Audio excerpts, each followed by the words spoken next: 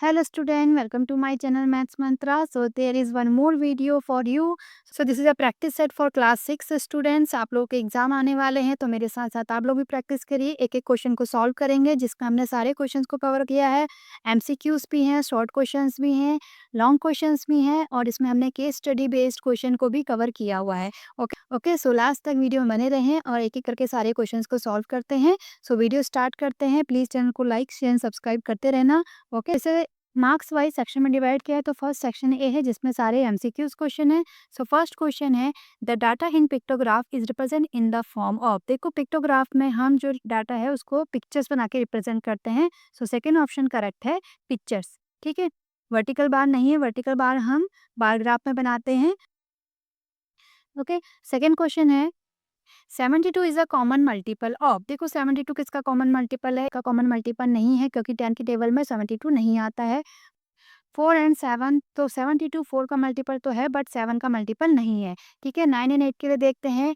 9 के 9 8 जो 72 होता है, 9 की टेबल में भी 72 आता है, 8 की टेबल में भी 72 आता है। मीन्स 72 कॉमन मल्टीपल है 9 एंड 8 दोनों का। ऑप्शन नंबर सी करेक्ट है। थर्ड क्वेश्चन है which number is divisible by 8। तो इसमें आपको चेक करना है कि इसमें से कौन सा नंबर 8 से डिवाइड होता है। ठीक है, तो डिविजिबिलिटी ऑफ रूल क्या कहता है कि अगर किसी डिजिट के लास्ट में 3 जीरो है तो मीन्स वो नंबर कम्प्लीटली 8 से डिवाइड होगा। और अगर लास्ट के 3 डिजिट नंबर जो है वो अगर 8 से कंप्लीट डिवाइड है तो वो पूरा नंबर भी 8 से डिवाइड होगा। ठीक है, सो इसमें देखते हैं कि इसमें यहाँ पे लास्ट में 2 जीरो है तो ये डिवाइड नहीं होगा। 8512 के लिए हम चेक करते हैं। देखो 8 से अगर हम इसको डिवाइड करें, 8 से 8512, तो वैसे तो अगर आप लास्ट की 3 डिजिट को डिवाइड करके भी चेक कर सकते हैं बट हम पूरे को डिवाइड कर लेते हैं। 8 1 आर 8 माइनस करेंगे, यहाँ पे आएगा 5।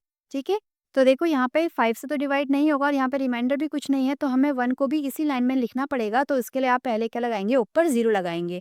ठीक है, हम एक एक डिजिट को ऊपर से नीचे लिखते हैं। अगर दोनों डिजिट आपको एक ही लाइन पे लिखने की जरूरत पड़ी तो पहले ऊपर 0 लगेगा। अब 8 से 51 कितने से जाएगा? 8 6 आर 48। ठीक है, 8 6 आर 48। 8 7 56 होता है जो कि ज़्यादा हो जाएगा तो 8 6 से जाएंगे। 51 से 48 को माइनस करेंगे तो यहाँ पे आएगा 3। नेक्स्ट यहाँ से हम 2 को इधर लिखेंगे। सो 8 4 आर 32। सो देखो ये कम्प्लीटली डिवाइड हो गया। So means option number B ही करेक्ट है। So 8512 is completely divisible by 8। Okay, next question देखते हैं। क्वेश्चन नंबर 4 है find the distance travel by Radha if she takes 2 rounds of a square park of 15 metre. देखो एक square park है तो पहले एक स्क्वायर बना लेते हैं।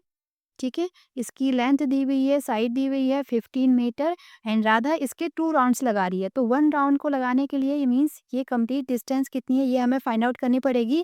मीन्स स्क्वायर का perimeter. So perimeter of square कितना होता है? 4 इंटू साइड। ठीक है, आप ऐसे भी कर सकते हैं, 4 को इसको पूरा को प्लस कर सकते हैं। तो वैल्यू रख देंगे। 4 इंटू साइड है हमारा 15, 15 4 ज़ा 60 मीटर।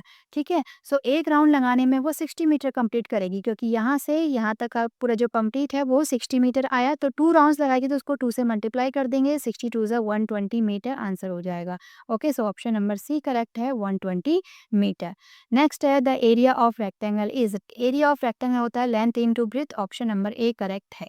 ठीक है, ये कोई फॉर्मूला नहीं होता है। 2 इंटू एल प्लस बी ये पेरीमीटर होता है। पेरीमीटर ऑफ रेक्टेंगल हमारा 2 इंटू एल प्लस बी होता है। ठीक है, लास्ट वाला भी कोई फॉर्मूला नहीं होता क्योंकि यहाँ पे मल्टीप्लाई का साइन है। नेक्स्ट क्वेश्चन करते हैं the fraction of shaded portion is. देखो इसका फ्रैक्शन कितना है? फ्रैक्शन निकालने के लिए हम क्या करते हैं? टोटल पार्ट्स काउंट करते हैं। टोटल पार्ट 1 2 3 4 5 6, टोटल 6 है। शेडेड पोर्शन 1 पार्ट में ही है तो 1/6 इसका करेक्ट आंसर है। ऑप्शन नंबर बी करेक्ट है। ठीक है, नेक्स्ट है द सम ऑफ 1/2 एंड 3/2। 1/2 में आप 3/2 को प्लस करेंगे तो देखो दोनों के डिनोमिनेटर में 2 है तो यहाँ पे नीचे 2 आ जाएगा, ऊपर 1 प्लस 3, 3 प्लस 1 4/2। ठीक है, सो 4/2 answer option number D correct है। अगर यहाँ पे 2 भी आंसर होता तो भी करेक्ट होता। 2 से 4 कंप्लीट डिवाइड होता है 2 टाइम्स। तो अगर ऑप्शन में 2 नहीं दिया है तो ठीक है, तो आप इसे 4/2 करके इसका आंसर करेंगे। नेक्स्ट देखते हैं अ सर्किल हैज़। अ सर्किल जो होता है आपका ये, ठीक है, इसमें यहाँ पे बीच में सेंटर होता है। सो 2 सेंटर्स नहीं, ओनली 1 सेंटर होता है, ओनली 1 डायमीटर नहीं। नहीं, सर्किल में बहुत सारे इनफाइनाइट डायमीटर आप ड्रॉ कर सकते हैं। डायमीटर होता है जो लाइन उसके सेंटर से होके जाती है। ठीक है, तो ऐसे करके आप बहुत सारी लाइन्स यहाँ इसमें ड्रॉ कर सकते हैं। तो infinite many so infinite diameters आप इसमें ड्रॉ कर सकते हैं। ओके, ऐसे। सो 1 डायमीटर इसमें ये भी गलत है। 2 डिफरेंट रेडियस नहीं, सर्कल की रेडियस सेम होती है, इक्वल होती है, रेडियस होती है सेंटर से अगर आप इसके सरफेस के किसी पॉइंट को मिला रहे हैं तो ये इसकी रेडियस होती है, इसको हम आर से शो करते हैं, ठीक है। सो इसमें कोई भी 2 डिफरेंट रेडियस नहीं होती है, ये हर सो इसकी जो डिस्टेंस होती है वो सारे पॉइंट से क्या इससे इक्वल रहती है, ठीक है। ये डिस्टेंस आपकी सबसे इक्वल रहेगी। 1 फिक्स्ड रेडियस, यस। सो ऑप्शन नंबर डी करेक्ट है। इसमें एक ही फिक्स्ड रेडियस होती है, रेडियस की लेंथ जो होती है वो सेम रहती है, वो चेंज नहीं होती, ठीक है। नेक्स्ट क्वेश्चन नंबर 9 देखते हैं। Which of the following is true about diagonals of rectangle. Rectangle के डायगोनल्स देखते हैं पहले। देखो ये आपका रेक्टेंगल है। सो रेक्टेंगल की क्या प्रॉपर्टीज होती हैं? रेक्टेंगल की अपोजिट साइड्स इक्वल होती हैं, तो ये साइड्स इक्वल हो जाएंगी। हर एक एंगल 90 डिग्री का होता है और रेक्टेंगल के डायगोनल्स जो होते हैं वो इक्वल लेंथ के होते हैं। इन दोनों डायगोनल की वैल्यू इक्वल होगी, ठीक है। So they are always parallel, no, first one incorrect है। They bisect each other at 90 degree, नहीं, एक दूसरे को बाइसेक्ट करते हैं। बाइसेक्ट मीन्स उसे 2 इक्वल पार्ट में डिवाइड करते हैं। सपोज एक दूसरे को ओ पे इंटरसेक्ट करते हैं और इसे हम ए बी सी डी नाम देते हैं, ठीक है। सो ओ ए इक्वल टू ओ सी होगा and O B equal to O D होगा, लेकिन एक दूसरे को 90 डिग्री एंगल पे बाइसेक्ट नहीं करते हैं। मीन्स यहाँ पे जो बीच में एंगल बनता है वो 90 डिग्री यहाँ पे इसमें नहीं बनता है, वो आपका स्क्वायर में होता है, ठीक है। They are equal in length, yes, option number C correct है। दोनों की लेंथ जो होती है डायगोनल की इक्वल होती है। दे आर अनइक्वल लेंथ, नहीं, ठीक है। सो ऑप्शन नंबर सी इसमें करेक्ट है। डायगोनल जो होते हैं रेक्टेंगल के इक्वल होते हैं, means A C equal to B D. Next question है the order of rotational symmetry in the given figure is. So इसमें ऑर्डर ऑफ रोटेशनल सिमेट्री आपको बतानी है कि कितनी होगी। देखो ये आपका हेक्सागोन है, इसमें 6 साइड है, 1 2 3 4 5 6, ठीक है। और ये एक रेगुलर हेक्सागोन है। रेगुलर हेक्सागोन मीन्स इसकी सारी साइड्स इक्वल हैं। तो रोटेशनल सिमेट्री मीन्स आप इसको ऐसे करके रोटेट करेंगे, ऐसे करके अगर आप रोटेट करेंगे मीन्स नेक्स्ट फिगर जो इसका बनेगा उसमें ये वाली साइड इधर आ जाएगी और ये साइड इधर जाएगी, क्योंकि इसकी 6 साइड्स इक्वल हैं। तो इसमें रोटेशनल सिमेट्री जो होगी वो 6 टाइम होगी, क्योंकि इसको आप 6 टाइम इसको आप रोटेट कर सकते हैं। 6 साइड्स है और इक्वल है, तो जैसे भी आप इसको रोटेट करेंगे आपको सेम ही पिक्चर बार-बार मिलेगी, ठीक है। सो इसमें रोटेशनल सिमेट्री जो होती है इसकी 6 होती है। ऑप्शन नंबर सी करेक्ट है। 11 क्वेश्चन है N isosceles triangle has. Isosceles triangle आपका ये होता है जिसकी 2 साइड्स इक्वल होती है, ठीक है। ट्राइंगल की 2 साइड्स इक्वल होती हैं और बेस के एंगल भी दोनों क्या होंगे? इक्वल होंगे। सो ये आपका आइसोसेलेस ट्राइंगल है, ये साइड अलग होगी बीसी साइड। सो इसमें कितनी लाइन्स ऑफ सिमेट्री होती है ये आपको फाइंड आउट करना है। तो आइसोसेलेस में 1 लाइन ऑफ सिमेट्री होती है जो उसकी दोनों इक्वल साइड्स होती है, उसके बीच से जो होकर लाइन जाती है। तो अगर आप इस पर ऐसे लाइन ड्रॉ करेंगे तो आप देखेंगे कि ये पोर्शन और दोनों दोनों एक दूसरे के क्या है? मिरर इमेज है, दोनों सेम है, ठीक है। सो इसमें एक लाइन ऑफ सिमेट्री होती है। So option number B correct है। इक्विलेटरल ट्राइंगल में 3 lines of symmetry equilateral triangle में होती है जिसकी तीनों साइड्स इक्वल होती है, ठीक है। और स्केलर ट्राइंगल जो होता है जिसकी तीनों साइड्स डिफरेंट है, मीन्स ऐसे है, तो उसमें कोई भी लाइन ऑफ सिमेट्री नहीं बनती है। आइसोसेलेस में 1 होती है, इक्विलेटरल ट्राइंगल में 3 लाइन्स ऑफ सिमेट्री आपकी आती है। नेक्स्ट क्वेश्चन देखते हैं which of the following is true. देखो ये एक नंबर लाइन से हम इसको समझते हैं। सपोज ये नंबर लाइन है आपकी, ठीक है। इसमें बीच में सेंटर में आपका 0 होता है, इधर आपके पॉजिटिव इंटीजर होते हैं 1 2 3 4 ऐसे आगे को, और इधर हमारे नेगेटिव इंटीजर होते हैं, ओके। ऐसे इधर को ये चलते रहेंगे। सो नंबर लाइन में देखो ये वैल्यू क्या है, जो इसका इधर को अगर हम देखेंगे, इधर को अगर हम जाएंगे तो ये इंक्रीजिंग ऑर्डर है, ठीक है। मीन्स -4 से ग्रेटर -3 है, -3 से -2 ग्रेटर है, -1 ग्रेटर है, -1 से बड़ा 0 है, 0 से बड़ा 1 है, देन 2 है। तो ऐसे आपका ये इंक्रीजिंग ऑर्डर में ये इधर को होता है, ठीक है। तो अभी हमें देखना है इस ऑप्शन में कौन सा करेक्ट है। सो देखो 0 इज लेस देन -4, नहीं, 0 जो है -4 से 0 इज -4 से ग्रेटर है, ठीक है। -4 इज लेस देन 0, ये आपका होना चाहिए था, ये गलत है। 0 इज ग्रेटर देन 6, नहीं।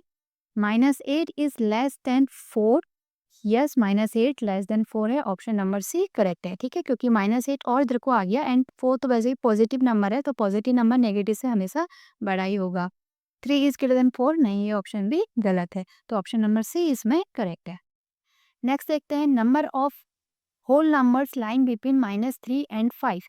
-3 एंड 5 के बीच में कितने होल नंबर्स हैं ये आपको फाइंड आउट करना है। तो सबसे पहले तो देखो होल नंबर क्या होते हैं, होल नंबर आपके 0 से स्टार्ट होते हैं। 0, 1, 2, 3 आपके जितने भी नंबर्स हैं ये सारे होल नंबर्स हैं। नेचुरल नंबर आपके 1 से स्टार्ट होते हैं, 1, 2, 3 ऐसे ही जितने भी पॉजिटिव इंटीजर जितने भी आएंगे नंबर्स ये आपके सारे जो होंगे whole numbers sorry natural numbers होंगे, 1 से स्टार्ट होंगे। होल नंबर में आपका 0 भी ऐड हो जाता है, ठीक है। सो -3 से 5 के बीच में कितने होल नंबर्स हैं ये आपको फाइंड आउट करना है। सो देखो -3 से पहले -2 -1 आता है तो नेगेटिव वाले नंबर्स तो हम लेंगे नहीं क्योंकि वो होल नंबर में आते ही नहीं है। होल नंबर आपके 0 से स्टार्ट होते हैं। सो 0 से देखेंगे 0, 1, 2, 3, 4, 5। 5 को हम काउंट नहीं करेंगे क्योंकि 5 और -3 के बीच में हमें लेने हैं। सो -2 और -1 भी यहाँ पे आएगा लेकिन ये होल नंबर है ही नहीं तो इन्हें हम नहीं लेंगे।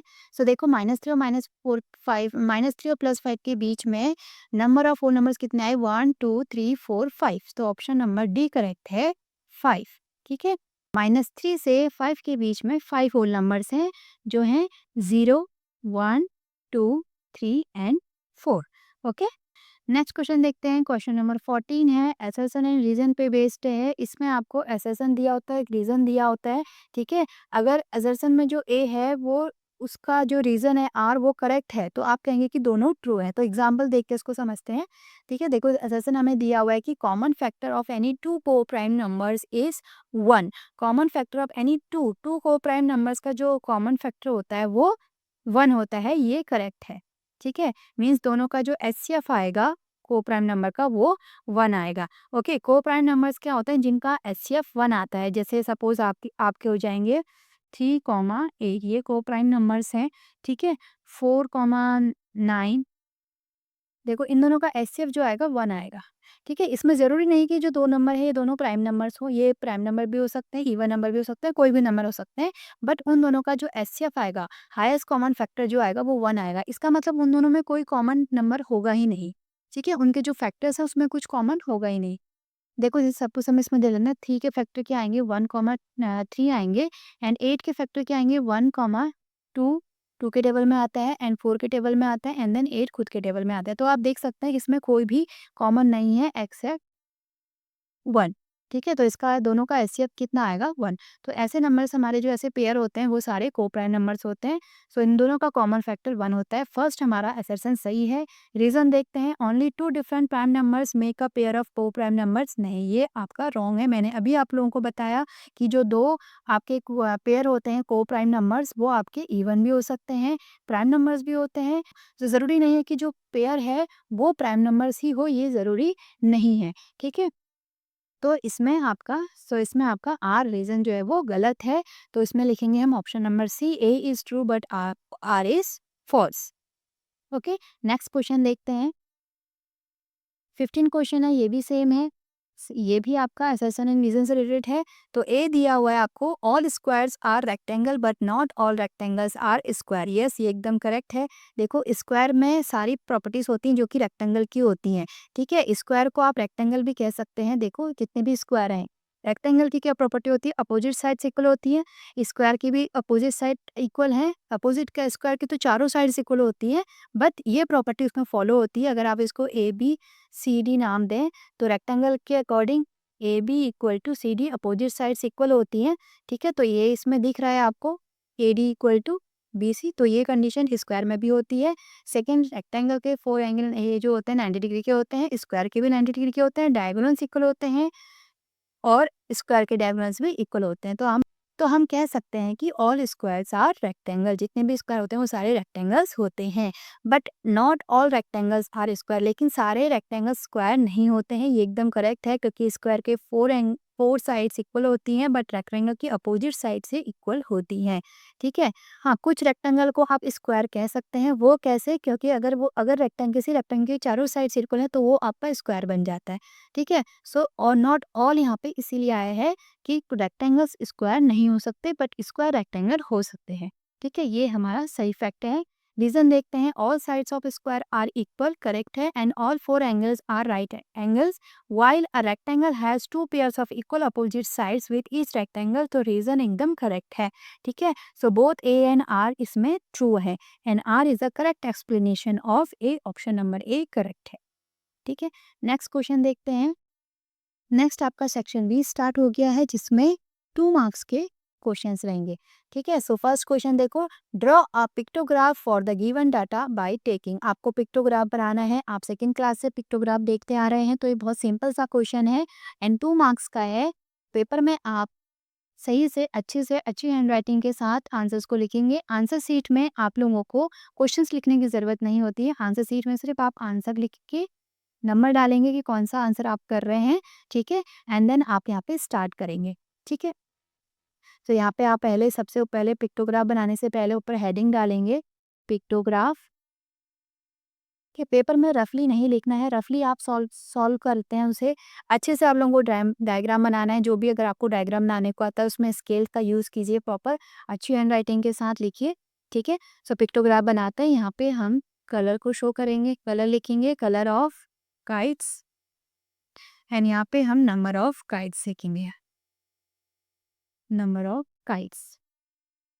तो देखो यहाँ पे टोटल नंबर ऑफ काइट्स दिए हैं कि रेड कलर की 15 काइट्स हैं, ग्रीन कलर की 25 हैं, और हमें यहाँ पे पिक्टोग्राफ बनाने के लिए शो भी किया है कि हमें ट्राइंगल से शो करना है, और 1 ट्राइंगल का मीन्स है 5 काइट्स। ठीक है, सो पिक्टोग्राम में हम टोटल नंबर ऑफ काइट्स ऐसे नहीं शो करते हैं, पिक्चर्स के थ्रू से शो करेंगे। सो जैसे सपोज देखो, जैसे फर्स्ट है red, total number of red kites 15 है। सो कितने ट्राइंगल बनाएंगे हम? 3। देखो ये 1 2 3, क्योंकि एक 5 को शो कर रहा है तो 5 3 आर 50। ठीक है, सो आंसर में भी आप ऐसे ही बनाएंगे। सो 15 के लिए हम 3 ट्राइंगल को यहाँ पे ड्रॉ करेंगे, 1 2 3। आप उसमें अच्छे से कलर भी कर सकते हैं। ठीक है, नेक्स्ट है ग्रीन है 25, ग्रीन काइट्स टोटल 25 है। सो 5 के लिए 5 5 आर 25, 5 5 प्लस 10 15 20 25। ठीक है, 5 5 से 25 होता है। सो टोटल ये 25 हो गए, क्योंकि एक ट्राइंगल 5 काइट्स को शो करता है। नेक्स्ट है येलो, येलो 5 है, मीन्स एक ही ट्राइंगल हम इसमें शो करेंगे। नेक्स्ट है ब्लैक, ब्लैक 20 है, 5 4 आर 20, मीन्स 4 ट्राइंगल हमें ड्रॉ करने पड़ेंगे, 5 प्लस 5 10 15 एंड 5 20। ठीक है, सो ये 20 टोटल हमारे काइट्स हो गए। Next orange,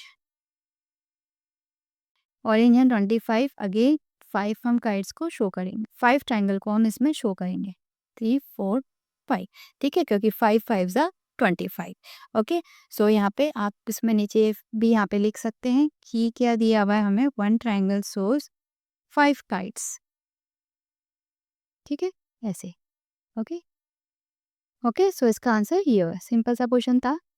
okay, so question number 17 है, find the smallest number which is a multiple of all the numbers from 1 to 12 except 11। ठीक है, सो हमें वो स्मॉलेस्ट नंबर फाइंड करना है जो कि मल्टीपल होगा 1 to 12 के नंबर का एक्सेप्ट 11। 11 को छोड़ के, तो 1 से 12 के बीच में जितने नंबर हैं उन सब का मल्टीपल होगा और स्मॉलेस्ट मल्टीपल है। ठीक है, सो उसके लिए हम क्या फाइंड आउट करेंगे? एलसीएम। देखो स्मॉलेस्ट के लिए हमने पहले बोला है कि क्या फाइंड आउट करेंगे? LCM, least common multiples. हमें मल्टीपल ही निकालना है, and least common means smallest number हमें फाइंड आउट करना है, तो हम इन सब का एलसीएम फाइंड आउट करेंगे।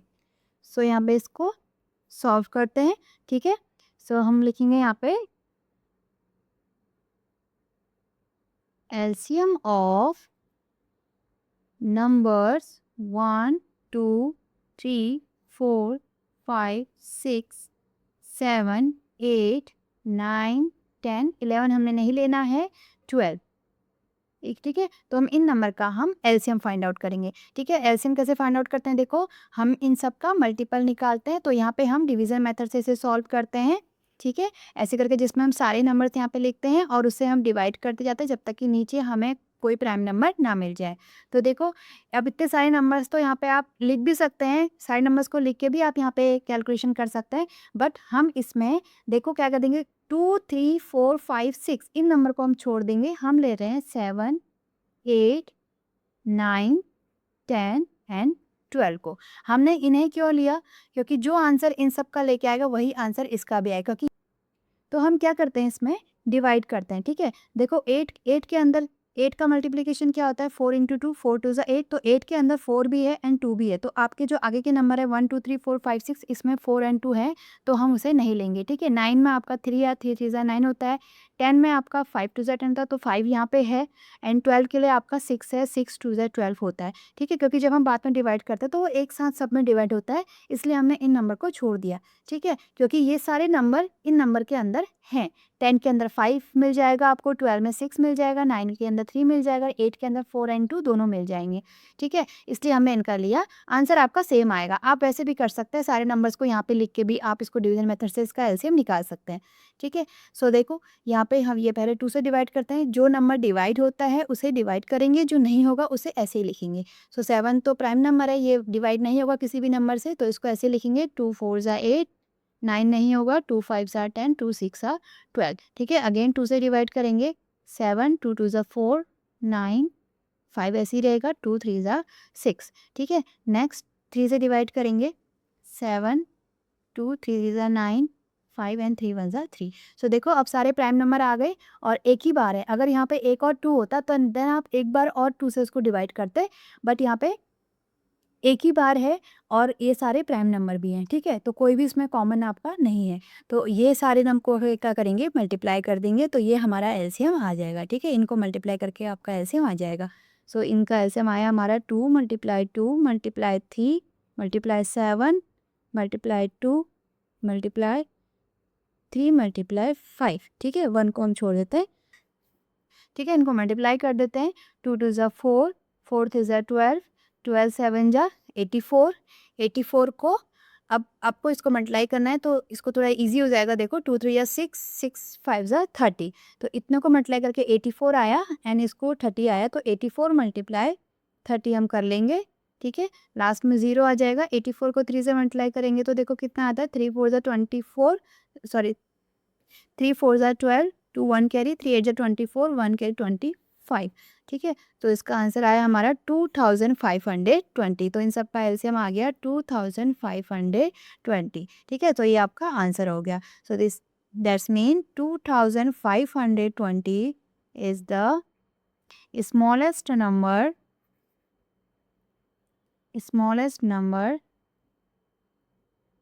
which is a multiple of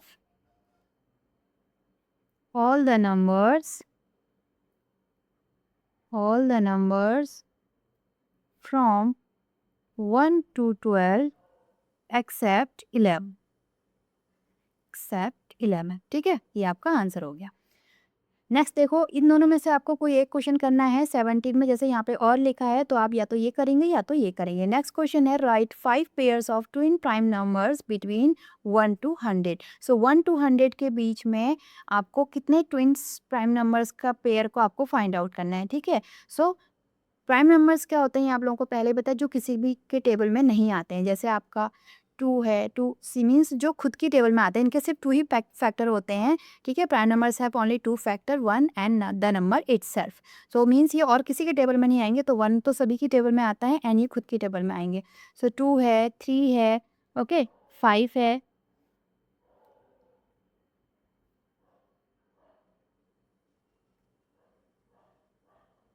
okay 5 है, देन आपका 6 देखो 6 2 के टेबल में भी आता है, 2 3 एंड 6 के टेबल में भी आता है, 3 के टेबल में भी आता है, तो 6 प्राइम नंबर नहीं है। देन आपका 7 हो जाएगा एंड देन 7 के बाद 11, ठीक है 13, तो ये सारे प्राइम नंबर्स हैं। सो 1 to 100 के बीच में 25 प्राइम नंबर्स हैं, ठीक है। 1 to 100 के बीच में 25 प्राइम नंबर्स है। कभी कभी एक नंबर में आपसे ये भी पूछ सकते हैं कि 1 to 100 के बीच में कितने प्राइम नंबर्स हैं, तो टोटल 25 प्राइम नंबर्स हैं, ओके।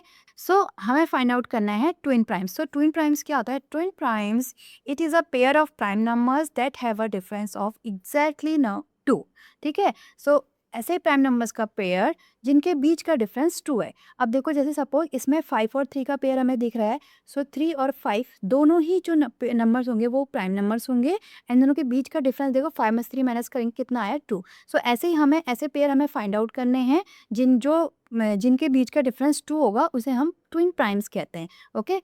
सो ऐसे हम देख लेते हैं, एक पेयर तो हमें मिल गया 3,5, अनदर हम देखते हैं दूसरा एंड अगर आप 9 और 7 को लेंगे तो 9 में से 7 इसके 5, 9 में से 7 माइनस करेंगे 2 आता है, 7 में से 5 माइनस कर तो भी 2 आता है।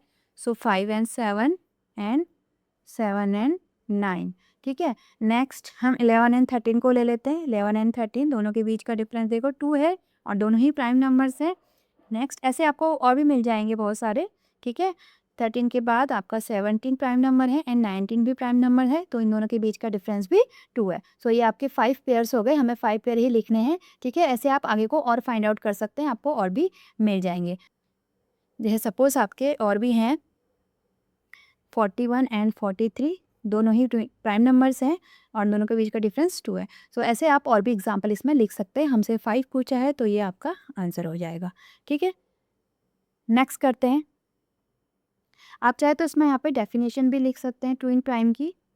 ट्विन प्राइम, ठीक है। ट्विन प्राइम्स क्या होते हैं? It is a pair of two prime numbers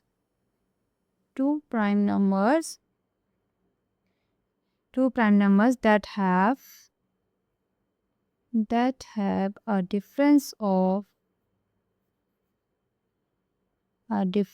of exactly 2, ठीक है। ऐसे डेफिनेशन लिख के देन आप इसके एग्जाम्पल यहाँ पे लिख सकते हैं। आपको 5 एग्जाम्पल पूछा है तो आप इनको आंसर को यहाँ पे लिख के इसका आंसर ऐसे लिख सकते हैं, ओके। नेक्स्ट क्वेश्चन करते हैं, देखो। Find the length of a rectangular plot whose perimeter is 240 metre and breadth is 40 metre. तो आपको लेंथ फाइंड आउट करनी है रेक्टेंगुलर प्लॉट की, जिसका पेरीमीटर आपको दिया है 240 एंड ब्रेथ आपको दी है 40 मीटर। तो यहाँ पे सॉल्यूशन कर लेते हैं, ठीक है। इस टाइप के क्वेश्चन अगर आपके एग्जाम में आते हैं तो आप उसमें डायग्राम भी बना सकते हैं। देखो 2 मार्क्स का है तो आपको मार्क्स के अकॉर्डिंग उसके आंसर्स को लिखना होता है, चाहे वो किसी भी सब्जेक्ट्स में हो, ठीक है। ये आपका एक रेक्टेंगुलर प्लॉट हो गया, ओके। देन इसमें आपको पेरीमीटर दिया हुआ है 240 एंड ब्रीथ दी है 40 मीटर। तो ब्रीथ हम यहाँ पे ले लेते हैं 40 मीटर। लेंथ हमें फाइंड आउट करनी है, इसको हम एल कंसीडर कर लेते हैं, ओके। सो सबसे पहले जब क्वेश्चन को आप सॉल्व करते हैं तो पहले जो गिवन है वो आप यहाँ पे लिखते हैं, ठीक है। गिवन आपको क्या क्या है, देखो पेरीमीटर गिवन है, perimeter of rectangle equal to 240 metre.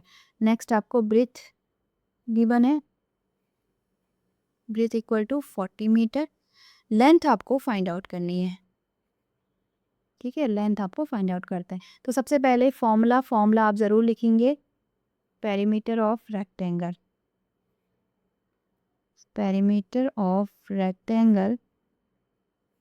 होता है 2 इंटू एल प्लस बी, ठीक है।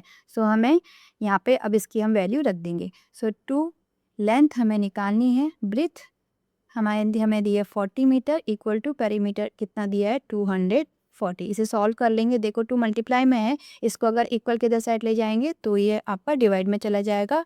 240 डिवाइडेड बाय 2, ये आपका है 2 1 ज़ा 2 2 2 ज़ा 4 0 120, ठीक है। So L plus 40 equal to आ गया 120 है। 40 को भी इधर साइड ले जाएंगे तो साइन चेंज हो जाएगा, ठीक है। जब भी हम इक्वल टू के अपोजिट साइड में किसी नंबर को ले जाते हैं तो उसके आगे जो भी साइन है वो चेंज हो जाएगा। यहाँ प्लस का था तो इधर आ जाएगा आपका माइनस का। 120 से 40 माइनस करेंगे 80 मीटर, ठीक है। सो आंसर आ गया हमारा 80 मीटर। तो यहाँ पे आप लिख लेंगे फिर नीचे लेंथ ऑफ रेक्टेंगल या रेक्टेंगुलर प्लॉट इज 80 मीटर, ठीक है। ये आंसर, यहाँ पे स्पेस नहीं था इसलिए मैंने यहाँ पे लिख लिया, आप इसको ऐसे नीचे को लिख सकते हैं। सो मैथ्स में ऐसे फॉर्मूले के साथ पूरे सॉल्यूशन को दिखा के आप उसे सॉल्व करेंगे, ठीक है। सो इसका आंसर 80 मीटर। नेक्स्ट क्वेश्चन है, draw two different shapes of area 45 square units, also write their length and breadth. So आपको डिफरेंट शेप ड्रॉ करने हैं जिसका एरिया 45 स्क्वायर यूनिट है, 45 आपका आना चाहिए, ठीक है। सो अगर हम रेक्टेंगल को इसमें ड्रॉ करते हैं, देखो यहाँ पे आंसर लिखते हैं। सो देखो रेक्टेंगल का फॉर्मूला कहता है लेंथ इंटू ब्रेथ, मीन्स अगर आप रेक्टेंगल ड्रॉ करते हैं तो length into breath means 2 number को मल्टीप्लाई करके आपका उसका एरिया कितना आना चाहिए 45 आना चाहिए। तो ऐसे कितने पेयर हैं जिन 2 नंबर्स को मल्टीप्लाई करके 45 आएगा, देखो 9 5 ज़ा 45 होता है, ओके। 15 3 ज़ा 45 होता है, ठीक है। तो दो डिफरेंट रेक्टेंगुलर की शेप तो आपको यहाँ पे मिल गए, जिसमें आप लेंथ 9 ले सकते हैं, ब्रेथ 5 ले सकते हैं, एंड सेकंड आप शेप बना सकते हैं जिसमें आप लेंथ को 15 ले सकते हैं एंड ब्रेथ को 3 ले सकते हैं। ठीक है। और अगर आप इसे स्क्वायर की शेप में हम इसे कन्वर्ट नहीं कर सकते क्योंकि 45 कोई स्क्वायर नंबर नहीं है। सो आप यहाँ पे बना लेंगे, इसमें दो रेक्टेंगल बना लेंगे। First rectangle A B C D, इसकी लेंथ आप दिखाएंगे 9 यूनिट, क्योंकि यहाँ पे मीटर सेंटीमीटर कुछ नहीं लिखा है तो आप भी इसको 9 यूनिट करके शो करेंगे। ठीक है। सो एक शेप तो आपका ये बना जिसका एरिया कितना है 45 स्क्वायर यूनिट। ठीक है। सेकेंड शेप आप बनाएंगे, रेक्टेंगल ही आप बना सकते हैं, जिसमें आप इसको कुछ और नाम दे देते हैं पी क्यू आर एस, जिसकी लेंथ हो जाएगी 15 यूनिट एंड ब्रेथ हो जाएगी 3 यूनिट। ठीक है। तो इसका एरिया भी कितना आया आपका 45 स्क्वायर यूनिट। ठीक, क्योंकि इसमें लेंथ एंड ब्रेथ ही मेंशन किया है, अदरवाइज आपका ट्राइंगल भी बन सकता है जिसका एरिया 45 है, बट इसमें also right length and breadth. अच्छा सॉरी, यहाँ पे लेंथ एंड ब्रेथ भी आपको मेंशन करनी है, तो आप यहाँ पे लेंथ लिख लेंगे 9 यूनिट एंड ब्रेथ शो करेंगे 5 यूनिट। ठीक है। यहाँ पे भी आप इसकी लेंथ लिख लेंगे 15 यूनिट एंड ब्रेथ शो करेंगे 3 यूनिट। ठीक है। ठीक है। सो इसमें लेंथ एंड ब्रेथ को मेंशन किया है, इसलिए हम इसमें रेक्टेंगल ही बना रहे हैं, अदरवाइज इससे आपका ट्रायंगल भी बन सकता है जिसका एरिया 45 स्क्वायर यूनिट है। देखो ट्रायंगल आपका ऐसे बना सकते हैं आप, क्योंकि ट्रायंगल का एरिया क्या होता है 1/2 बेस इंटू हाइट। ठीक है। सो यहाँ पे अगर आप 1/2 बेस को 15 ही रखें, हाइट को अगर आप 6 रख दें, सो 2 3 या 6, 15 3 या 45। ठीक है। तो इसमें बेस आप 15 और हाइट आप 6 यूनिट करके इसका आप ट्रायंगल को भी एक शेप बना सकते हैं। बट यहाँ पे लेंथ एंड ब्रेथ मेंशन किया है, अगर यहाँ पे सिर्फ साइड मेंशन किया होता तो अब आप ट्रायंगल बना सकते थे, तो इसलिए इसका आंसर ये हो गई। ओके। नेक्स्ट क्वेश्चन देखते हैं।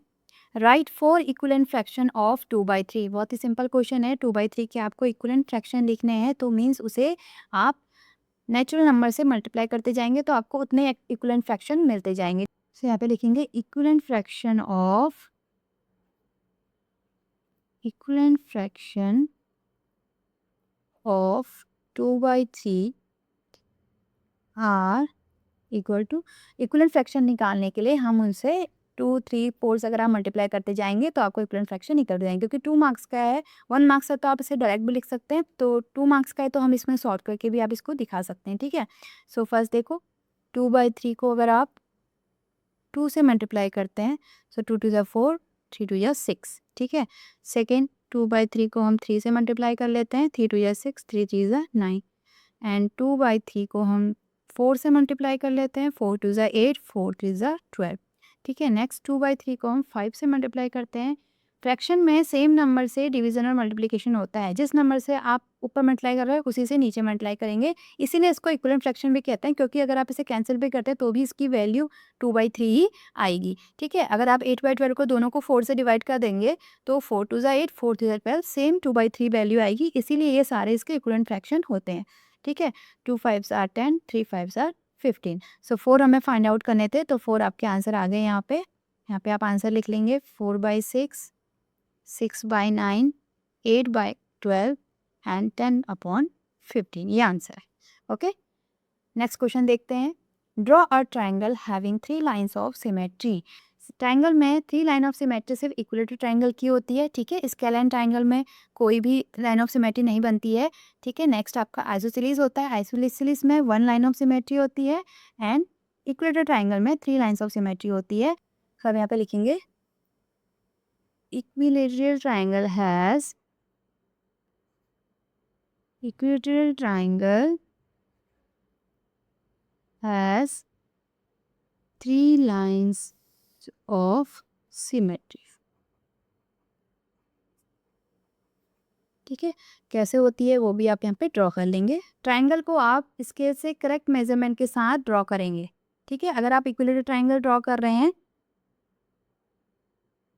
ठीक है, अगर आप इक्विलेटरल ट्राइंगल ड्रॉ कर रहे हैं तो आप स्केल से उसकी तीनों साइड्स को इक्वल, सपोज अगर आप 3 सेंटीमीटर का अगर इसे बना रहे हैं तो आप स्केल से मेज़र करके इसे बनाएंगे, क्योंकि इसमें आपको ड्रॉ करना है। तो ड्रॉ करने में आप उसे जो जितनी साइड का आप ले रहे हैं उतनी साइड का आपका होना चाहिए। ऐसा नहीं कि रफली आपने ट्रायंगल ड्रॉ कर दिया, उसमें 3 सेंटीमीटर लिख के इक्वल ट्रायंगल लिख दिया। आप करेक्ट उसी साइड का बनाएंगे, जितनी साइड आपने उसमें लिखी है उसी साइड का आप इक्वल ट्रायंगल बना देंगे। ठीक है, इसमें हम 3 इसके नाम दे देते हैं ABC। अब इसमें लाइन ऑफ सिमेट्री देखो, तीनों इक्वल साइड हैं, तो एक लाइन ऑफ सिमेट्री आपकी ऐसे आएगी। अगर आप इसे लाइन ऑफ सिमेट्री क्या होती है कि उसे 2 इक्वल पार्ट्स में डिवाइड करता है, मीन्स एक पार्ट दूसरी पार्ट का मिरर इमेज होता है। तो देखो, जैसा आपको इधर दिख रहा है सेम वैसा ही इधर भी दिखना चाहिए। ठीक है, तो क्योंकि इक्विलेटरल ट्रायंगल है तो इसके दोनों साइड आपका सेम लिखेगा। तो हम एक ए वर्टेक्स से हम एक लाइन ड्रॉ करेंगे, तो एक लाइन ऑफ सिमेट्री ये आई। सेकेंड आप बी वर्टेक्स से ले लेंगे ऐसे करके। ठीक है, एक लाइन ऑफ सिमेट्री आपकी ये आई। थर्ड आप सी वर्टेक्स से उसको ले लेंगे। सो ऐसे इसमें आप शो करेंगे तो ये आपकी इसमें 3 लाइन्स ऑफ सिमेट्री होगी। ठीक है, so number of lines of symmetry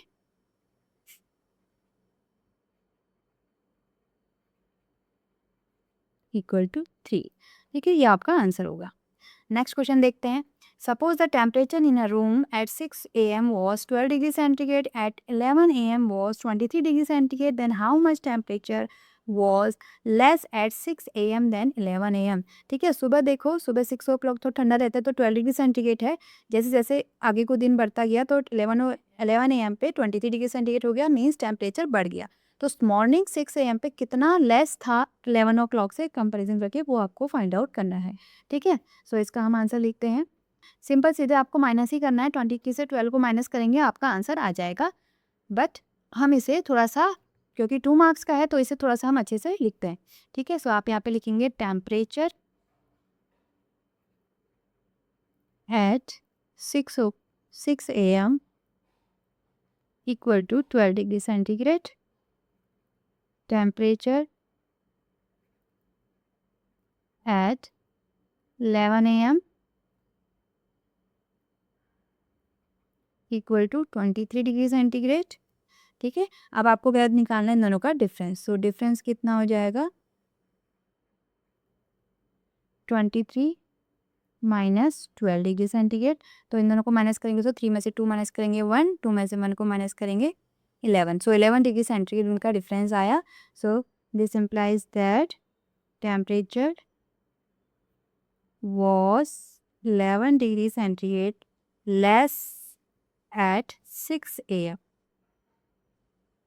compared to 11 AM। ठीक है, तो mean 6 degree, so mean 6 o'clock को 11 o'clock के कंपेयर में 11 डिग्री टेम्परेचर लेस था। ठीक है, ये आपका आंसर हो जाएगा। ओके, सो नेक्स्ट क्वेश्चन करते हैं। देखो, सेक्शन सी हमारा स्टार्ट हो गया। सेक्शन सी में आपके 3 मार्क्स के क्वेश्चन आंसर है सारे। ठीक है, सो 23 क्वेश्चन है। The length and breadth of a plot are 18 feet and 15 feet respectively. In this plot a room is designed of dimension 15 feet and 12 feet and rest space is for garden. Find the area of garden. Okay, simple question है। अगर आप इसे picture से देखेंगे तो आपको और ज़्यादा ही सिंपल लगेगा। देखो, रेक्टेंगुलर प्लॉट है ऐसे। ठीक है, क्वेश्चन पेपर में भी आप ऐसे पिक्चर्स को ड्रॉ करके आप उसको सॉल्व करिए। ठीक है, शेप को आप ड्रॉ करके अगर आप सॉल्व करेंगे तो आपको ईजी रहेगा। सो ये एक रेक्टेंगुलर प्लॉट है जिसकी लेंथ है 18 फीट एंड 15 फीट। ठीक है, तो इसकी लेंथ है 18 फीट एंड इसकी ब्रेथ है 15 फीट। ठीक, सो इसमें क्या कह रहा है, एक रूम डिज़ाइन किया है जिसकी डायमेंशन हमें गिवन है 15 फीट इंटू 12 फीट। सो 15 फीट इंटू 12 फीट इसकी, ये सपोज ये रूम है 15 फीट। ठीक है, सो और ये आपकी इसकी ब्रेथ आ जाएगी 12 फीट का। ऐसे एक रूम यहाँ पे बनाया हुआ है। ठीक है, एक ये 15 है तो ये 15 ये ऑलरेडी है, तो ये आपका रूम हो गया। ठीक, and rest space is for garden,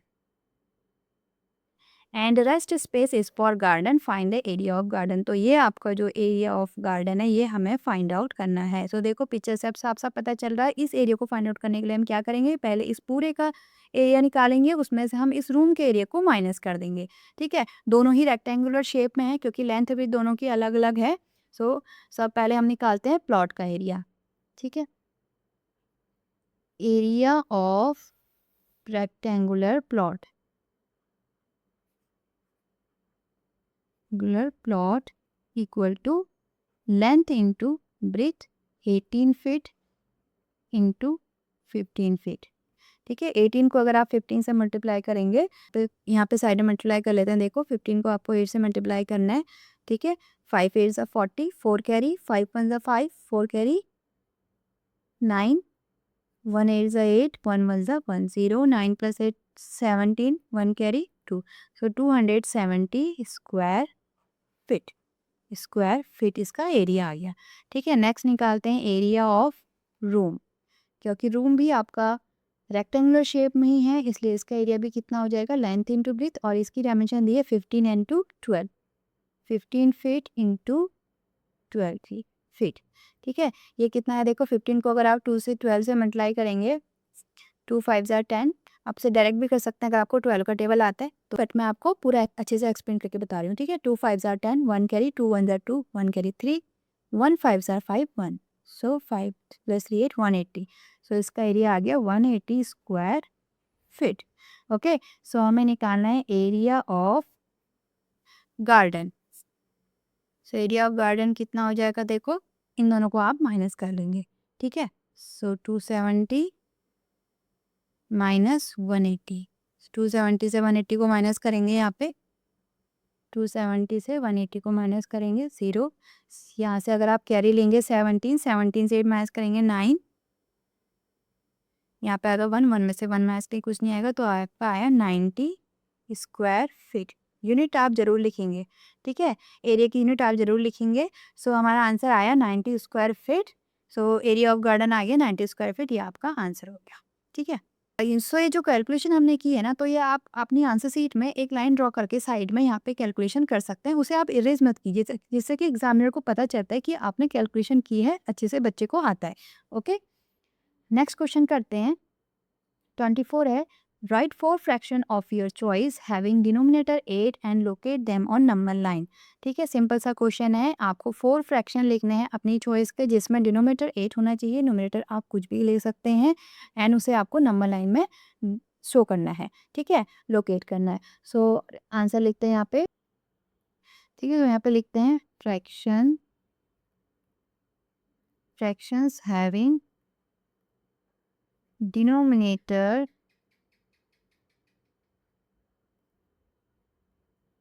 8, हाँ कोई भी आप लिख सकते हैं, डिनोमिनेटर 8 होना चाहिए, न्यूमरेटर आप कुछ भी लिख सकते हैं, 3/8, ठीक है, 4/8, 7/8 एंड 11/8, कोई भी आप लिख सकते हैं। ठीक है, अब आपको इसे नंबर लाइन में रिप्रेजेंट करना है, जैसे आप एक नंबर लाइन ड्रॉ करेंगे। ओके, क्योंकि डिनोमिनेटर में 8 है तो इसे भी आप 8 से ही शो करेंगे। ठीक है, सो सपोज हम यहाँ पे मान लेते हैं 1/8 है, इक्वल डिस्टेंस में आप इसे शो कर लेंगे, 3/8, 4/8, 5/8। ठीक है, यहाँ पे आप इसको 0 ऐसे आप शो कर सकते हैं, 0, 6/8, 7/8, 8/8। देखो 8/8 जहाँ पे होगा ना, वहाँ पे 8 से 8 को कैंसिल करेंगे तो यहाँ पे मीन्स आपका 1 आ गया। ठीक है, 9/8, 10/8, 11/8, 12/8। ठीक है, आगे को हमें ज़रूरत नहीं है, तो हम आगे को नंबर 9 नहीं ड्रॉ कर रहे हैं। ठीक है, सो इसमें हमें 3/8 को रिप्रेजेंट करना है, तो यहाँ पे आप इसको लोकेट कीजिए ऐसे। नेक्स्ट आपको 4/8 को करना है, तो ये आपका 4/8 है, 7/8 एंड देन 11/8। ठीक है, तो ऐसे आप इसको कर लेंगे, ये आपका आंसर हो गया। ओके, नेक्स्ट क्वेश्चन है, draw a rectangle of sides of length 8 centimetre and 5 centimetre. After drawing check whether it satisfy both the properties of a rectangle. ठीक है, सो यहाँ पे आपको ड्रॉ करना है, आप स्केल का यूज़ करके अच्छे से ड्रॉ करेंगे। 8 सेंटीमीटर और 5 सेंटीमीटर का आप रेक्टेंगल ड्रॉ करेंगे। यहाँ पे सपोज हम एक रेक्टेंगल ड्रॉ कर लेते हैं।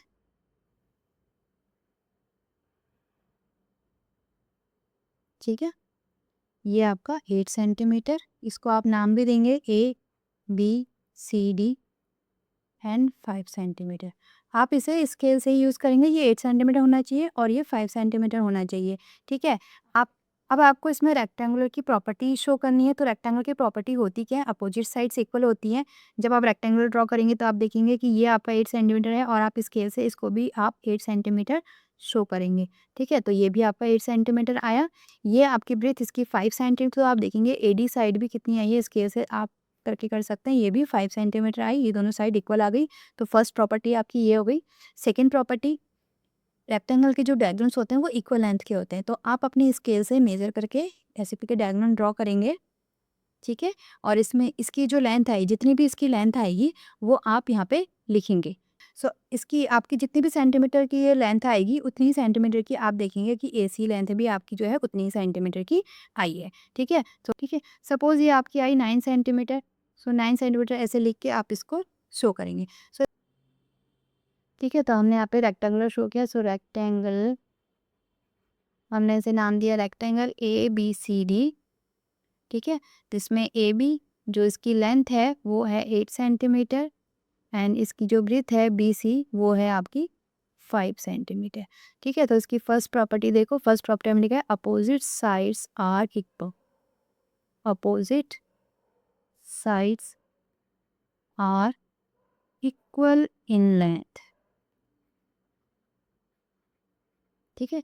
ये आपकी प्रूफ हुई। यहाँ पे आप लिख सकते हैं AB equal to CD equal to 8 centimetre and जिसकी विड्थ है BC equal to AD equal to 5 centimetre, ठीक है। तो फर्स्ट प्रॉपर्टी प्रूफ हो गई।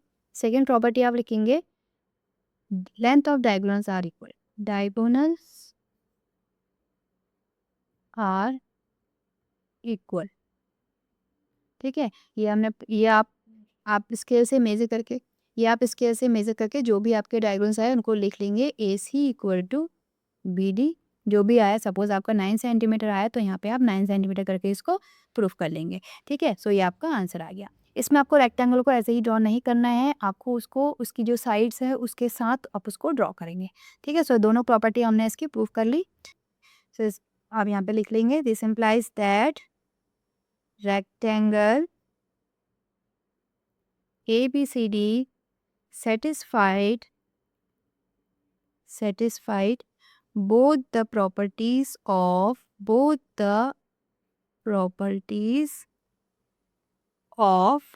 rectangle, ठीक है। आप इसमें 90 डिग्री एंगल को मेजर करके यहाँ पे 90 डिग्री एंगल भी लिख सकते हैं कि ऑल 4 एंगल्स आर 90 डिग्री, ठीक है। Angle A equal to angle B equal to angle C equal to angle D equal to 90 degree, ठीक है। ऐसे भी आप इसको प्रोटेक्टर से मेजर करके यहाँ पे लिख सकते हैं, ठीक। नेक्स्ट क्वेश्चन है draw any two figures having both reflection symmetry and line symmetry, ठीक है। आपको ऐसे कोई भी दो फिगर्स ड्रॉ करने हैं जिसमें जो कि रिफ्लेक्शन सिमेट्री और लाइन सिमेट्री दोनों को ही शो करते हैं, ठीक है। सेम है, रिफ्लेक्शन सिमेट्री मीन्स होता है मिरर इमेज, सेम वही जैसे आपकी लाइन ऑफ सिमेट्री होती है वही आपकी रिफ्लेक्शन होती है, मीन्स मिरर में भी वो आपको सेम दिखना चाहिए, ठीक है। सो इसके दोनों एग्जाम्पल आप कुछ भी ले सकते हैं। सपोज आपका स्क्वायर है, ठीक है। इसमें आपको 2 फिगर बस ड्रॉ करना है, तो सपोज हम एक स्क्वायर इसमें ड्रॉ कर लेते हैं, ठीक।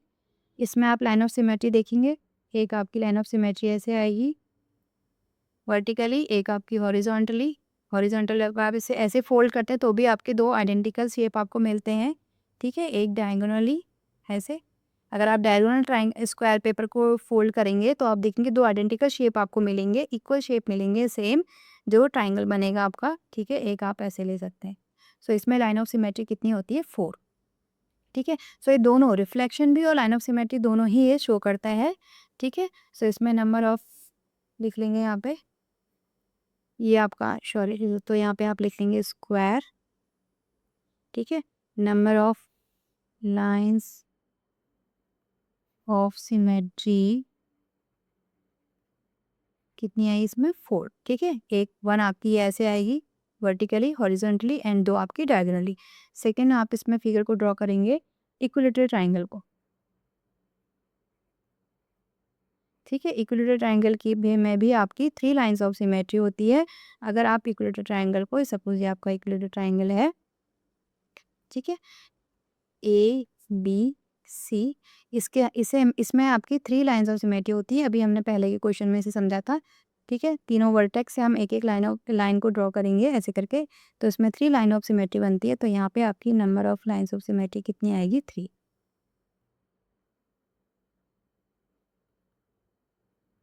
इक्वल टू 3, ठीक है। सो दोनों ही फिगर रिफ्लेक्शन सिमेट्री और लाइन सिमेट्री को शो करते हैं, ठीक। रिफ्लेक्शन सिमेट्री और लाइन सिमेट्री आपकी सेम ही होती है। लाइन ऑफ सिमेट्री होती है जो किसी फिगर को 2 इक्वल पार्ट्स में डिवाइड करती है। देखो इक्वल ट्रायंगल को यहाँ पे मैं अलग से समझा देती हूँ। अगर आप इस वर्टेक्स से लाइन ऑफ सिमेट्री ड्रॉ करेंगे तो देखो यहाँ जो इमेज बन रही है वही इधर बन रही है, मिरर इमेज बन रही है, तो रिफ्लेक्शन सिमेट्री शो कर रहा है। जो लाइन इसको 2 इक्वल पार्ट्स में डिवाइड करती है उस लाइन को हम लाइन्स ऑफ सिमेट्री कहते हैं, ठीक है।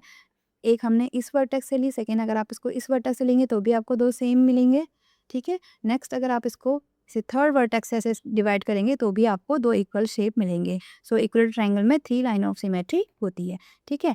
सो ये रिफ्लेक्शन सिमेट्री भी शो कर रहा है और लाइन सिमेट्री होती है जो उसे 2 इक्वल पार्ट में डिवाइड करती है, इस लाइन को लाइन ऑफ सिमेट्री कहते हैं। तो इक्वल ट्रायंगल में टोटल 3 लाइन ये आई, तो नंबर ऑफ लाइन सिमेट्री इसमें 3 हो गई, स्क्वायर में 4 है, ठीक है। रेक्टेंगल में 2 लाइन ऑफ सिमेट्री होती है। अगर आप रेक्टेंगल को 2 इक्वल पार्ट्स में कैसे देखो, एक आप इसको वर्टिकली कर सकते हैं और एक आपको हॉरिजॉन्टली कर सकते हैं। डायगोनली आप इसमें नहीं कर सकते, तो रेक्टेंगल में लाइन ऑफ सिमेट्री सिर्फ 2 ही होती हैं। डायगोनल अगर आप देखो, आपका जो A4 साइज पेपर है, अगर आप इसे फोल्ड करेंगे डायगोनली तो वो दोनों आइडेंटिकल शेप नहीं आएंगे, वो अलग अलग आएंगे, ठीक है।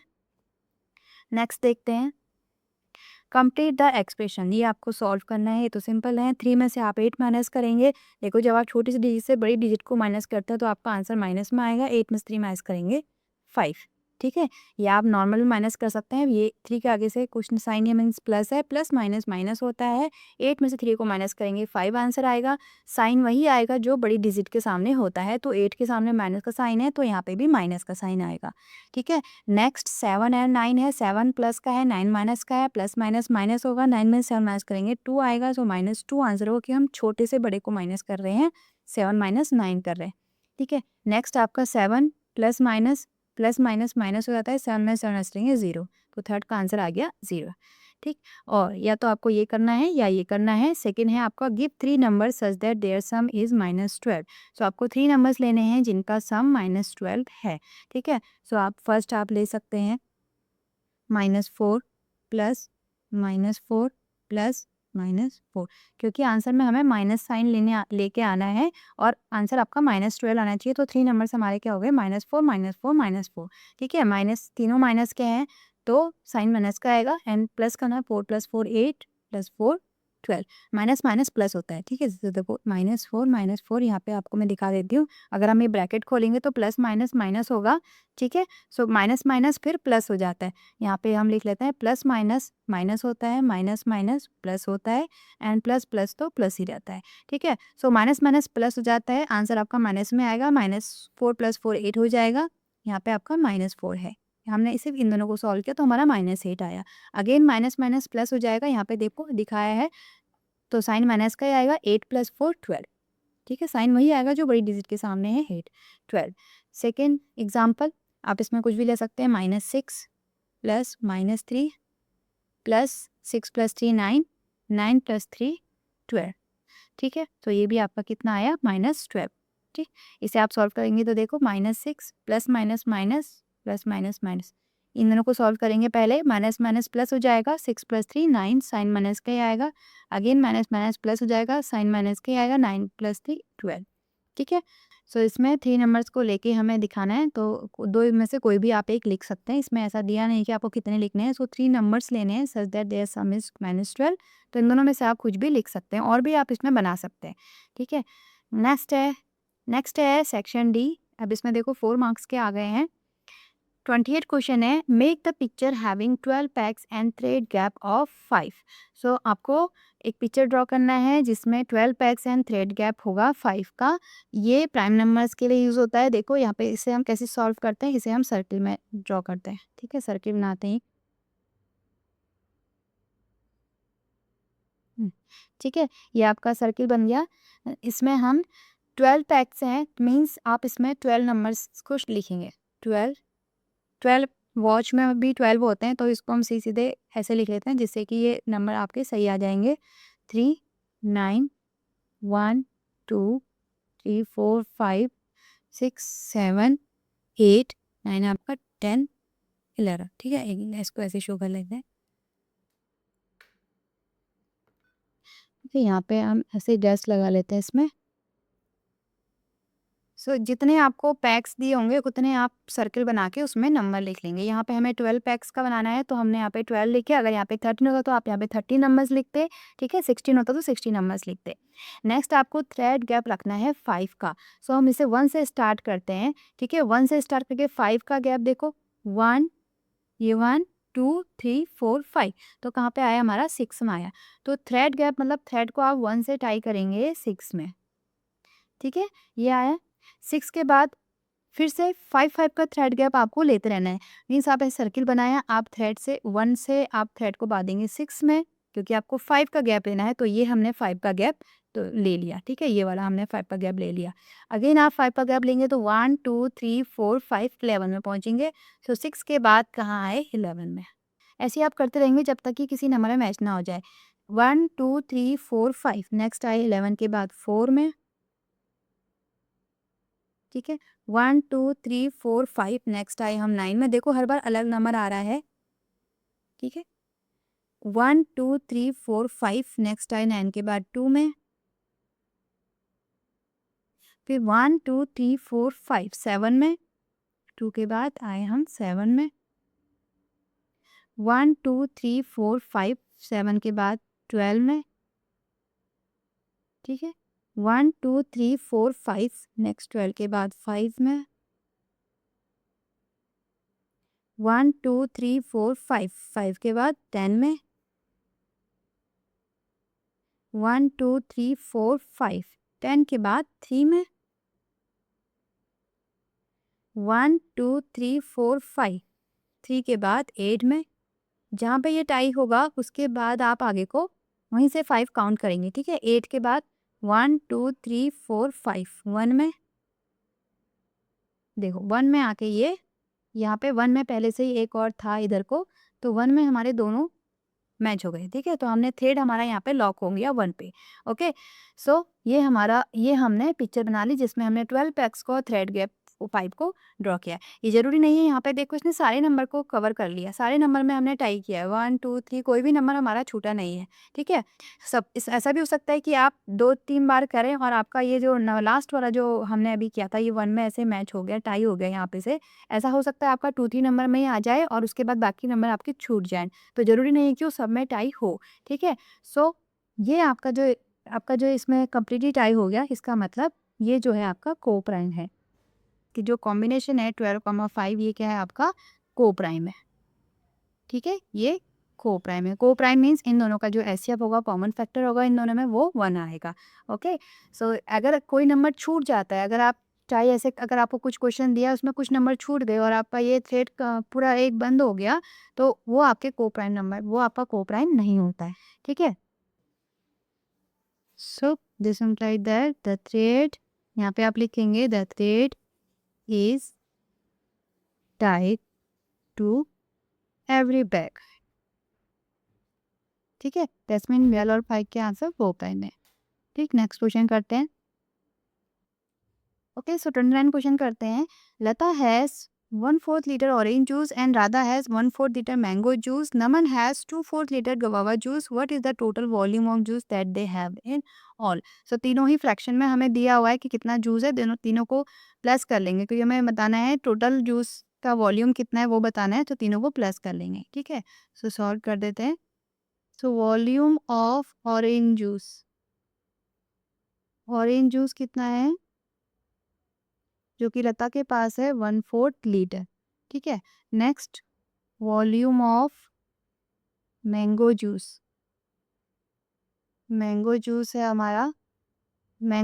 1/4 litre and Naman has guava juice. Volume of guava juice है 2/4 लीटर। ठीक है, यहाँ पे आप लिख देंगे total volume of juice equal to 1/4 litre plus 1/4 litre plus 2 4 litre, तीनों को प्लस कर लेंगे। ठीक है, तीनों के डिनोमिनेटर सेम है, फ्रैक्शन में आपको डिनोमिनेटर सेम करने होते हैं, यहाँ पे ऑलरेडी सेम है तो करने की ज़रूरत नहीं है। सो तीनों में 4 मीन्स यहाँ पे आप एलसीएम लेते हैं जिससे कि तीनों नंबर डिवाइड हो जाएँ। ठीक है, सो 4 तीनों से डिवाइड हो रहा है, 4 से 4 को डिवाइड करेंगे, पर आएगा 1, देन 1 यहाँ पे आपका आएगा 2। ठीक है, सो 1 + 1 2, 2 + 2 4, 4/4, 4 से 4 को डिवाइड करेंगे 1 लीटर। सो टोटल जो वॉल्यूम है वो कितना है, 1 लीटर है। So total volume of juice जो होगा जो तीनों के पास है वो 1 लीटर है।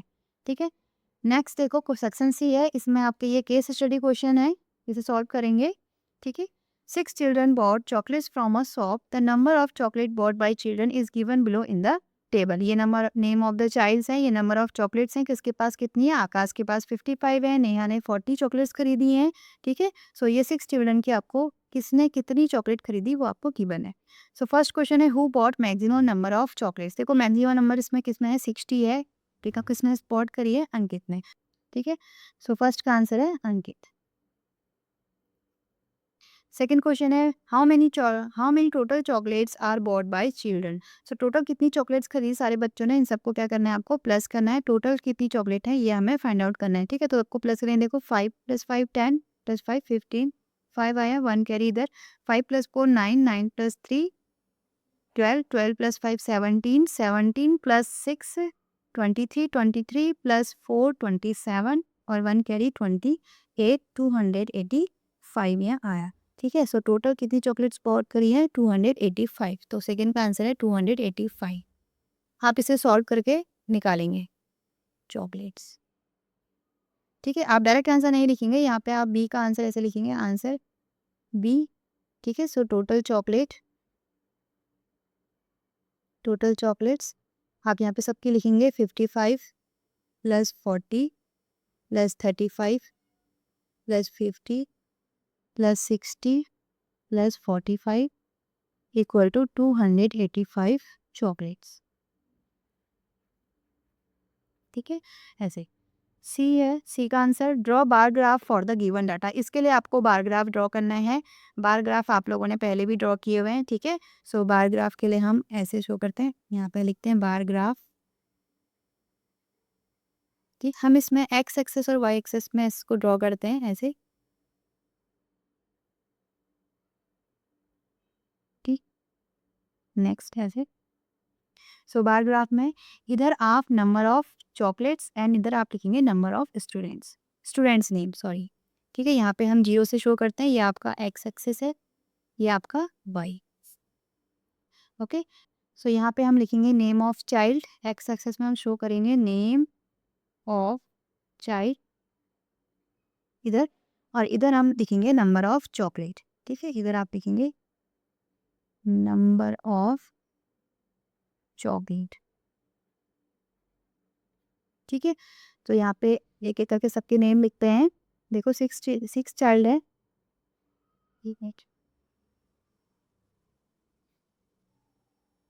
ठीक है, यहाँ पे लिखते हैं आकाश, सेकंड नेहा, नेक्स्ट राधा, यहाँ पे आप लिखेंगे अमन, इधर अंकित। ठीक है, ये थोड़ा छोटा हो गया तो इसको थोड़ा सा बड़ा करते हैं। ठीक है, सो यहाँ पे अंकित, नेक्स्ट हम कर लेते हैं यहाँ पे Ayush. Okay, number of chocolates यहाँ पे देखेंगे, देखो स्केल जो हम लेंगे वो कैसे देखेंगे। देखो सबसे स्मॉलेस्ट नंबर जो है इसमें 35 है और सबसे ग्रेट है 60 है। सो 35 और 60 तक के हमको लेके आना है। सो इसमें हम 10 का इंटरवल ले लेते हैं, यहाँ पे 10 20 30 40 50, इसे भी थोड़ा आगे कर लेते हैं।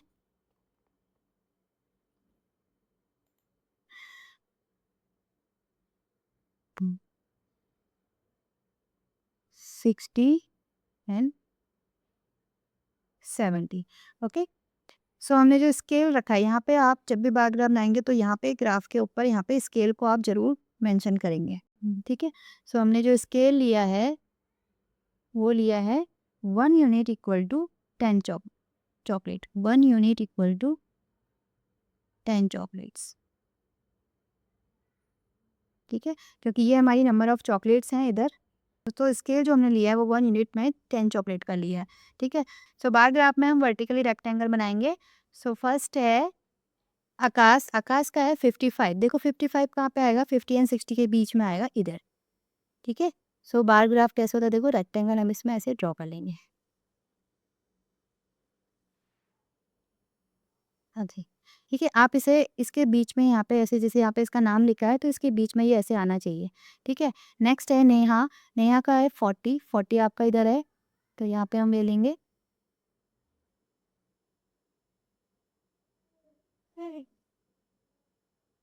ठीक, नेक्स्ट है राधा, राधा के 35, 35 आपका आएगा 30 एंड 40 के बीच में इधर। पेपर में अगर आपके बार ग्राफ बनाने को आता है तो उसके लिए आपको ग्राफ पेपर मिलता है, आप उसमें बनाएंगे तो उसमें आपका एकदम सही बनेगा, ठीक है। नेक्स्ट अमन है, अमन का 50 है, तो 50 हमारा इधर आता है, उसमें आपका इक्वल डिस्टेंस में मिलेगा। यहाँ पे ये दोनों के बीच में गैप थोड़ा ज़्यादा हो गया, ऐसा नहीं होता है, ठीक है, क्योंकि ग्राफ में पेपर में आपके इक्वल डिस्टेंस में बॉक्सेस बने रहते हैं स्क्वायर, तो आपका सही बनेगा। नेक्स्ट अंकित है 60, अंकित का 60 हम यहाँ पे ले लेते हैं, ये थोड़ा सा टेढ़ा बन रहा है, ओके। नेक्स्ट आयुष, आयुष का है 45, 45 आएगा आपका 40 और 50 के बीच में इधर, ऐसे। तो ये आप ऐसे बार ग्राफ को बना लेंगे, ठीक है। तो सिंपल सा है, इधर आप एक्स एक्सेस में नेम ऑफ चाइल्ड लिखेंगे, इधर आप नंबर ऑफ चॉकलेट को मेंशन करेंगे, स्केल आप जरूर लेंगे कि आपने 1 यूनिट में कितने का रखा है, ठीक है। और स्केल भी आप ऐसे लेंगे कि आपका इक्वल सारे नंबर आ जाए, ठीक। नेक्स्ट क्वेश्चन है question number D, how many chocolates are bought by girls, girls ने कितनी चॉकलेट्स खरीदी हैं ये आपको बताना है। तो देखो इसमें दो ही नाम गर्ल्स के हैं, नेहा एंड राधा, बाकी सारे बॉयज़ हैं। सो नेहा ने 40 खरीदी है, राधा ने 35 खरीदी है। सो इसका आंसर सॉल्व करते हैं यहाँ पे डी। सो नेहा के पास 40 चॉकलेट्स हैं, ठीक है, एंड राधा के पास 35 चॉकलेट्स हैं। सो यहाँ पे लिखेंगे total chocolates bought by girls equal to 45 plus 40 plus 30, 40 plus 35 equal to ये आपका आ जाएगा 75 चॉकलेट्स, ठीक है, ये आंसर है। सो ये 4 मार्क्स का क्वेश्चन था, इसमें अपने आंसर लिख लिए, ओके। नेक्स्ट क्वेश्चन है, suppose you start with rupees 0 in your bank account and then you have debits of rupees 2, 4, 8, 16, 32 and 64 on Monday, Tuesday, Wednesday, Thursday, Friday, Saturday respectively। ठीक है, debits means होता है आपके account से इतने रुपए cut गए हैं, ठीक है। सो मंडे को 2 रुपीज़ कटे हैं, ट्यूसडे को 4, वेडनेसडे को 4, थर्सडे को 16, फ्राइडे को 32 एंड सैटरडे को 64 रुपीज़ डिडक्ट हुए हैं, कटे हैं आपके अकाउंट से। And then a single credit of rupees 128 on Sunday morning, और संडे मॉर्निंग को आपके अकाउंट में 200 रुपीज़ क्रेडिट हुए हैं, क्रेडिट हुए मीन्स आए हैं, ठीक है, आपके अकाउंट में आए हैं, ठीक है। क्रेडिट मीन्स, डेबिट मीन्स होता है विड्रॉल हुए हैं, और क्रेडिट मीन्स होता है कि आपके अकाउंट में वो आए हैं। सो एक एक करके सारे क्वेश्चन को सॉल्व करते हैं। सो एक क्वेश्चन है, what is your bank account balance on Sunday evening, Sunday evening को आपका अकाउंट बैलेंस कितना होगा वो आपको फाइंड आउट करना है। सो एक का आंसर यहाँ पे लिखते हैं, ठीक है। सो देखो इनिशियल बैलेंस जो था, आपके स्टार्टिंग में जो बैलेंस था वो कितना था, 0 rupees. Initial balance balance equal to 0, शुरू में आपके पास कितना है, 0 रुपीज़ है, ठीक है। Debit from Monday to Saturday, Monday से सैटरडे आपके अकाउंट से कितने रुपीज़ डेबिट हुए हैं, तो यहाँ पे लिखेंगे debits from Monday to Saturday, total कितना अमाउंट डेबिट हुआ है, ठीक है। ये देख, सो 2 रुपीज़ मंडे को, 4 नेक्स्ट डे, देन सब पे करेंगे प्लस करेंगे, सो टोटल कितना अमाउंट कटा है वो हमारा निकल जाएगा। ठीक है, इन सबको प्लस करेंगे तो कितना आएगा, देखो 2 + 4 6, 6 + 8 14, 14 में अगर आप 16 प्लस करेंगे तो क्या हो जाएगा 30, 30 + 32 62, 62 + 64 6 6 12 126 रुपीज़ आपके मंडे टू सैटरडे तक आपके अकाउंट से कटे हैं। सो नेक्स्ट आपके क्रेडिट हुए हैं 120 रुपीज़ संडे मॉर्निंग को। सो यहाँ पे लिखेंगे हम credits on Sunday morning equal to ₹128 आपके अकाउंट में आ गए। इतने रुपीज़ डेबिट थे तो ये किस में आएगा, आपका माइनस में आएगा। देन क्रेडिट हुए हैं मीन्स आपके अकाउंट में आ गए हैं तो 120 रुपीज़ किस में आएंगे, आपके प्लस में आएंगे। ठीक है, सो अब आपका बैलेंस कितना है, संडे इवनिंग का बैलेंस हमें निकालना है एक क्वेश्चन में। सो संडे इवनिंग को आपका अकाउंट बैलेंस कितना होगा, यहाँ पे हम निकालेंगे। So balance on Sunday evening, क्योंकि मॉर्निंग में क्रेडिट हो चुके हैं, सो इवनिंग में कितना आएगा, देखो ₹128 प्लस में आएगा और ₹126 को माइनस में करेंगे, सो ₹2 आपके अकाउंट में होंगे। ठीक है, इवनिंग को आपके अकाउंट में ₹2 बचेंगे। ठीक, यस, ठीक है, फर्स्ट का आंसर ये हो गया। बी क्वेश्चन है, how much amount has been debited from your account till Wednesday, Wednesday तक कितना अमाउंट डिडक्ट हुआ है वो आपको फाइंड आउट करना है। ठीक है, सो देखो ये आपका 2 Monday Tuesday Wednesday, so 2 4 and 8।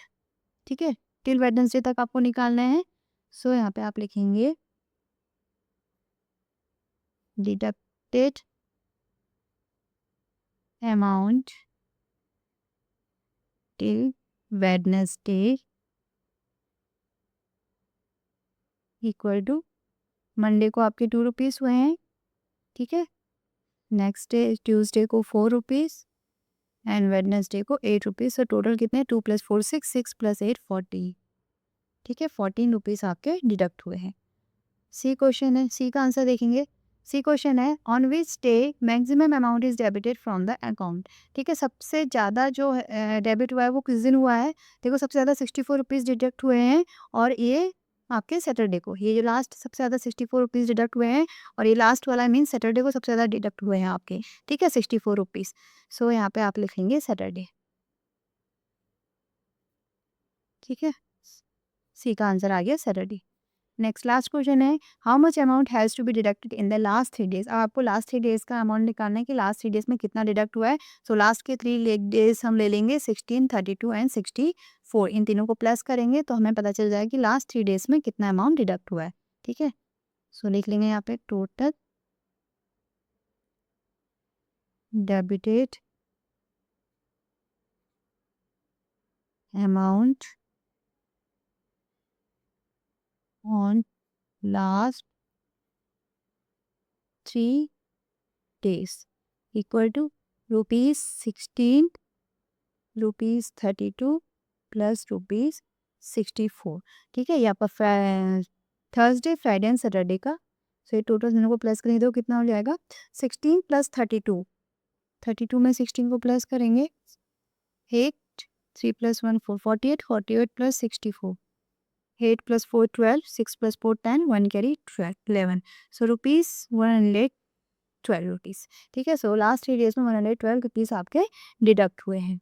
Okay, सो ये हमने सारे क्वेश्चन सॉल्व कर लिए। ठीक है, पूरा पेपर हमने सॉल्व कर लिया है। ठीक है, जिसमें आपके सारे क्वेश्चन इंक्लूडेड थे, जिसमें आपके ऑब्जेक्टिव भी हमने लिए हैं 1 मार्क्स के, 2 मार्क्स के, 3 मार्क्स के और केस स्टडी क्वेश्चंस भी हमने लास्ट में लास्ट सेक्शन जो ई था उसमें हमने सॉल्व किए थे। ठीक है, तो ये पूरा पेपर आपको सॉल्व कर लिया। आई होप ये वीडियो आप लोगों के लिए हेल्पफुल रहा होगा। ठीक है, so thank you children, thank you for watching. ऐसे ही आपको सारे वीडियोस, इसमें मैथ्स रिलेटेड सारे वीडियोस आपको मिलते रहेंगे। तो चैनल को लाइक एंड सब्सक्राइब जरूर करें। तो मिलते हैं नेक्स्ट वीडियो में, बाय बाय।